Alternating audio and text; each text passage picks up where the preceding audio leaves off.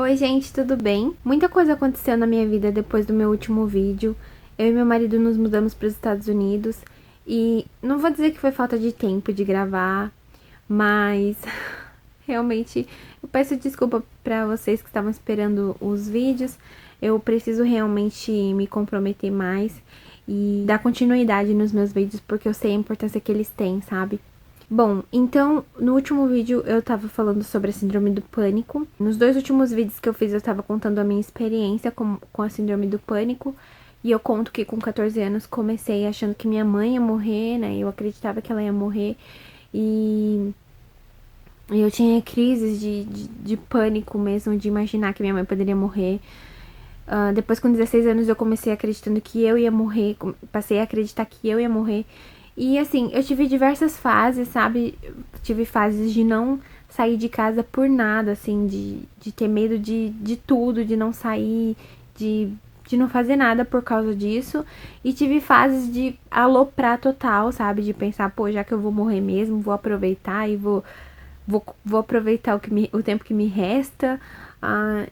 Então, assim, eu tive diversas fases, né? Na minha adolescência, com a síndrome do pânico. Mas aqueles pensamentos estavam o tempo todo lá, sabe? E com 18 anos eu contei pra vocês, né, que eu conhecia Jesus e eu entendi que ele falava com a gente, que ele falava com a gente, sabe? E aí eu passei a ouvir e acreditar nas coisas que ele me falava. Então, Deus fez algumas promessas na minha vida. E eu sabia que enquanto aquelas promessas não se cumprissem, eu não iria morrer. Então, a síndrome do pânico ficou meio que adormecida dentro de mim, sabe? Nessa época. Porque eu sabia que quando vinham os pensamentos ruins, eu combatia sabe, com aquilo que Deus tinha me falado. Então eu pensava, não, Deus falou que vai fazer isso na minha vida, então enquanto ele não fazer, eu não vou morrer. E isso dava certo. Eu tava ali firme em Deus, tudo. Só que é como se aquela raiz da síndrome do pânico estivesse lá. E aqueles pensamentos continuassem, sabe? Depois de um tempo, sabe? Quando eu já tava casada, que a maioria das promessas já tinham se cumprido na minha vida. E eu fui me afastando de Deus, sabe? Aquela coisa assim de. Eu continuava indo na igreja, continuava orando, aquela oração rápida da noite, quando você já tá morrendo de sono, sabe? Que você vai lá, Jesus abençoa a minha família e nos proteja e amém. Sabe? Aquela oração repetida de tipo, sempre pede as mesmas coisas.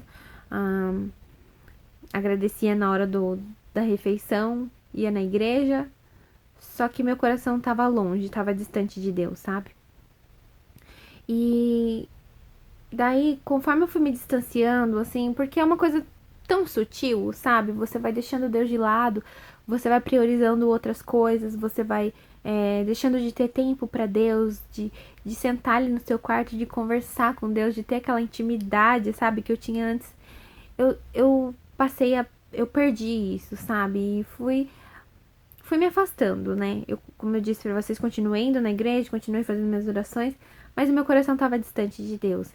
E aí eu passei a dar mais importância, eu passei a acreditar mais no que os meus pensamentos ruins me diziam do que do que Deus me dizia, porque eu já não sabia mais quais eram as novas promessas de Deus pra mim, porque eu tava distante, eu não tava assim ouvindo a voz dele, sabe, de buscar aquela coisa, de buscar mesmo, é uma busca que não deve parar, sabe? Assim, o fato de você buscar Deus não é só até você conseguir seu objetivo.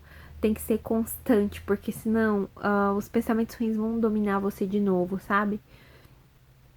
E, e aí o que aconteceu? Um dia, quando eu já tava casada, e aí meu marido no trabalho, ele tava conversando com um senhorzinho lá, e o senhorzinho falou pra ele que dor no braço, dor no estômago, às vezes é sintoma de sintomas de infarto. Então, ele falou isso pra ele nesse dia. E, gente, meu marido não tem síndrome do pânico. Nunca teve, graças a Deus. Mas aí ele falou isso nesse dia pro meu marido, né? E nesse mesmo dia eu tava ouvindo uma ministração do Ed René, que gente, o Ed René, ele é uma bênção. Deus já falou muito através dele comigo, sabe? Já usou ele pra falar comigo várias vezes e eu acho ele muito inteligente. Só que ele tem algumas particularidades, assim. Ele vê Deus de uma forma que não necessariamente é a real, sabe? Não necessariamente é daquela forma que Deus é. E aquele dia, ele, nessa ministração, ele estava falando que Deus ele não está preocupado com nossos problemas pessoais. Ele está preocupado com solucionar o mundo, com a salvação do mundo. Ele não está preocupado com seus problemas pessoais, entendeu? E quando eu ouvi aquilo, cara, eu falei. E olha como as coisas são. Apesar de Deus já ter me provado inúmeras vezes que ele estava assim, preocupado com cada detalhe da minha vida, que coisas assim, às vezes inútil, mas que era importante pra mim, que eu pedi pra Deus, ele ia lá e fazia, e ele me mostrava, e ele me respondia, cara, coisa que não tinha necessidade de Deus fazer, porque era um problema assim, digamos, um problema pessoal, um problema bobo, assim, pra qualquer outra pessoa, mas pra mim era importante. Deus ia lá e falava comigo, Deus ia lá e resolvia, Deus ia lá e fazia. E ele já me provou inúmeras vezes que ele estava preocupado sim com os meus problemas pessoais, com, com tudo, com cada detalhe da minha vida, sabe? E a Bíblia diz que ele é um pai amoroso, que ele cuida até dos lírios do campo, que dirá de nós. Então, assim, apesar de tudo isso, aquele dia, quando ele falou aquilo entrou no meu coração e eu falei: Deus, se o Senhor não tá preocupado com os meus problemas, eu quero saber. Eu preciso saber, porque se o Senhor não tá preocupado com os meus problemas, eu tô ferrada. Eu tô ferrada. O que que eu vou fazer? Como que vai ser minha vida, sabe? Não dá. E eu chorei aquela tarde inteira. Aquilo já era, assim, sintomas de... Porque eu já tava distante de Deus, entendeu? Eu já tava me distanciando. Já tava com o coração distante. E eu, sabe, esqueci tudo que Deus já tinha feito e acreditei naquelas palavras. Então, aquele dia eu fiquei muito mal o dia todo. Aí, beleza, no outro dia, meu marido me acorda. Amor, vamos pro hospital, 7 horas da manhã. E, gente, meu marido, ele só vai pro hospital se ele estiver morrendo, porque ele não vai pro hospital, assim, por qualquer coisa, sabe? E aí eu falei, gente, o que tá acontecendo? Meu marido tá morrendo, porque não é possível ele, sabe, me acordar desse jeito e vamos pro hospital e eu tô passando mal, E eu entrei em desespero, desespero. Eu fui dirigindo, só que quem disse que eu conseguia dirigir? Eu até cheguei lá, não sei nem como, porque eu não lembro de ter enxergado nada na rua. Eu tava tão nervosa. E, modéstia à parte, gente, eu dirijo bem. Só que aquele dia eu subi na calçada, eu consegui travar o pneu na guia da calçada, que eu não sei o que eu fiz, cara. E eu só chorava. Chegou lá, o meu marido foi atendido lá no pronto-socorro. Só que eu não podia entrar, porque era só acima de 60 anos, eu acho, e abaixo de 18 anos que podia entrar com acompanhante. Fora isso, não pode ter acompanhante. E eu tive que ficar lá fora, lá na sala de espera. E ele entrou e eu fiquei lá fora e eu... Gente, e eu segurando, tentando... Porque eu tava tendo uma crise. E eu respirava. E aquela coisa de... Sabe? Que o ar não entra. Você respira, o ar não entra. E eu mal conseguia falar. E o ar não entrava, a voz não saía. Aí eu peguei minha blusa e coloquei assim. Porque era uma das táticas que eu usava, sabe? De ficar... Pra eu sentir minha respiração. Pra eu sentir que eu tava respirando. Porque parecia que eu não sentia o ar entrando, sabe? E eu sentia que assim, que eu ia desmaiar. E aí eu peguei e fui lá e falei pra moça, eu preciso saber como que meu marido tá. E ela falou assim, ai, não tem como eu saber agora, não tem como te dar informação agora, só depois que o médico dá alta, só depois que o médico liberar, sei lá. E eu, gente, eu ouvi aquilo, eu só chorava e o ar não entrava e eu achei que ia desmaiar, eu comecei a passar mal lá. Aí ela pegou e viu que eu tava passando mal, ela viu que ela ia ter que me atender, que eu tava pior que meu marido. Aí ela deixou eu entrar, pra eu me acalmar, sabe? Aí eu entrei, meu marido tava lá tomando soro, ele falou assim, amor, o médico falou que é gases. Vocês acreditam? Era gases. E eu, gente, eu tremia o corpo inteiro. E eu fazia assim, sabe quando você tá... Sabe quando você tá com frio que você fica batendo o queixo assim, incontrolavelmente, você não consegue? Eu segurava a minha boca, mas minha boca fala assim, sabe? tremendo, eu não conseguia parar de tremer. Minha perna não conseguia parar de tremer, de tão nervosa que eu tava, sabe? Aí quando ele falou que o médico disse que não era nada grave, que era gases, eu falei, não acredito, cara, eu não acredito.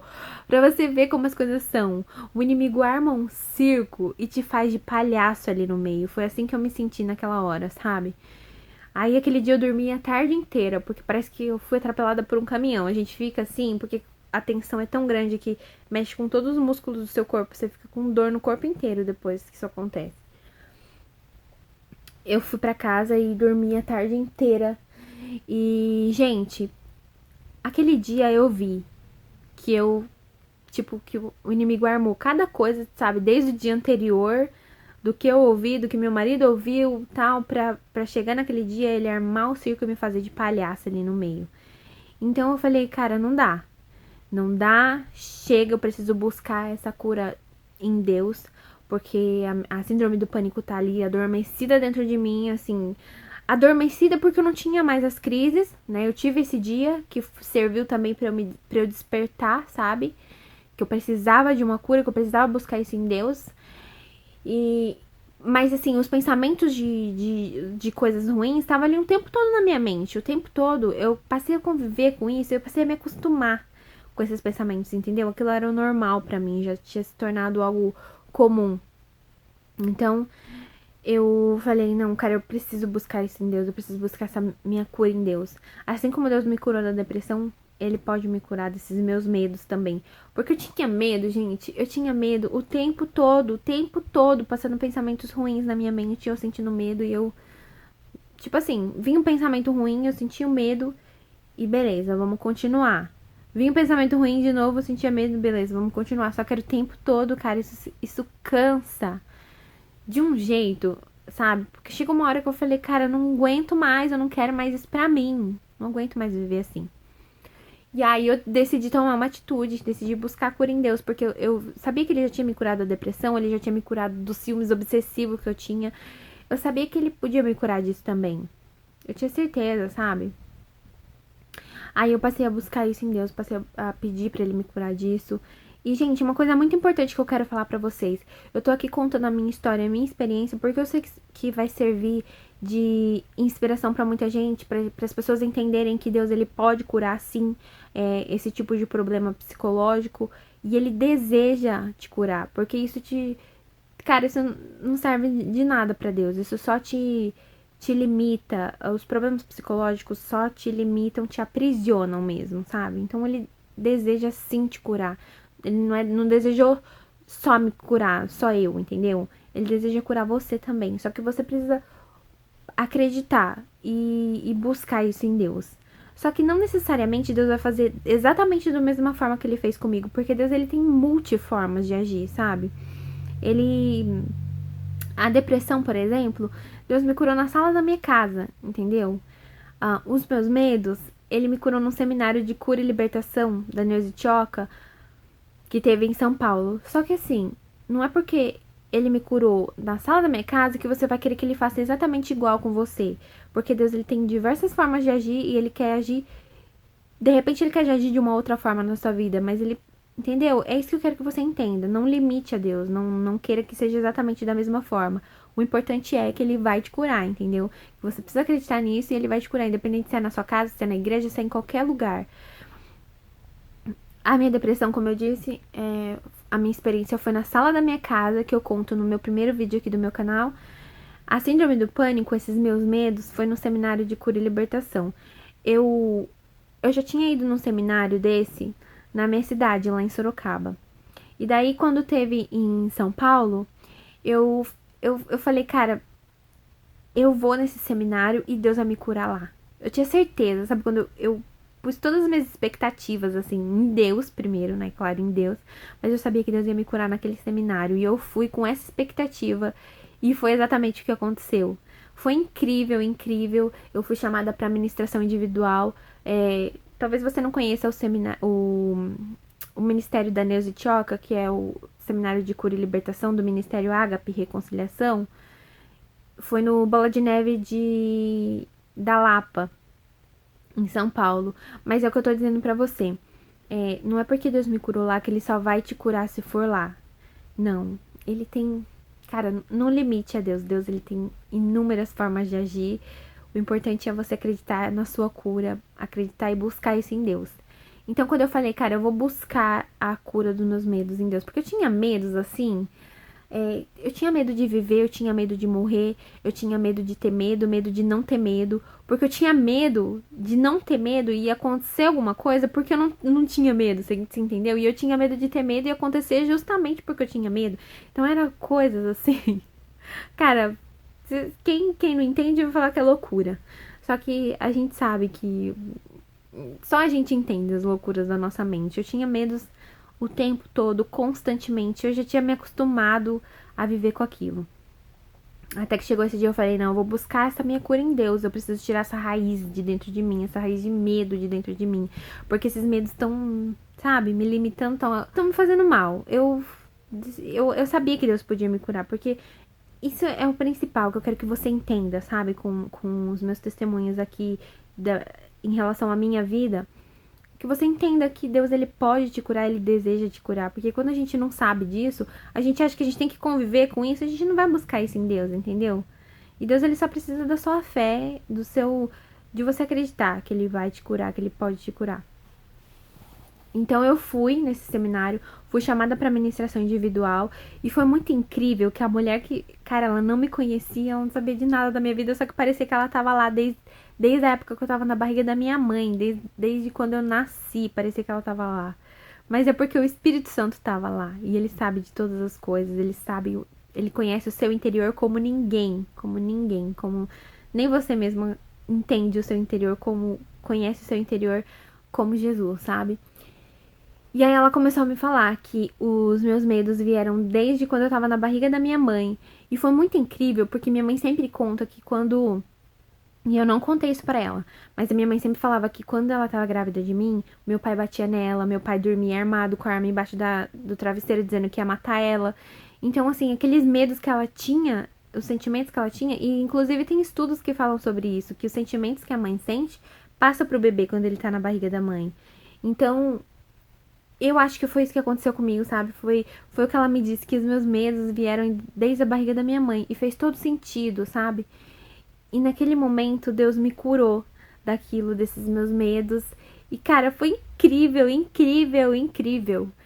É coisas assim que eu conto pra você, mas só eu sei o que eu vivi. Só eu sei o que eu passei com a síndrome do pânico, com esses medos constantes. E só eu sei o que eu passei, como é a minha vida hoje, sabe?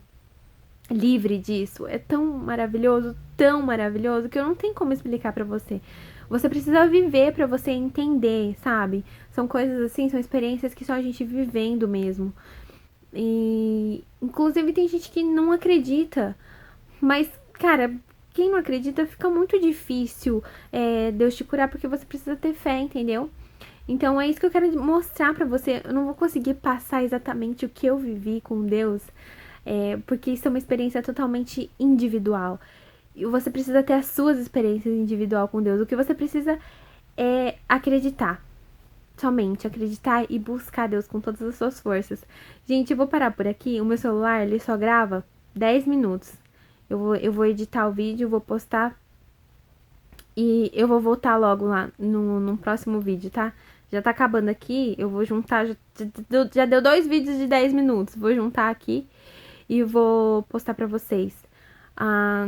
Até o próximo vídeo, então, tá bom? Um super beijo. Que Deus abençoe muito, ilumine sua vida. Que você entenda que você pode ser curado, que você não precisa conviver com isso, tá bom? Que ele tá ali, disposto a te curar. Só precisa de um posicionamento seu, de você acreditar e de você buscá-lo. Tá bom? Beijo, gente. Fiquem com Deus.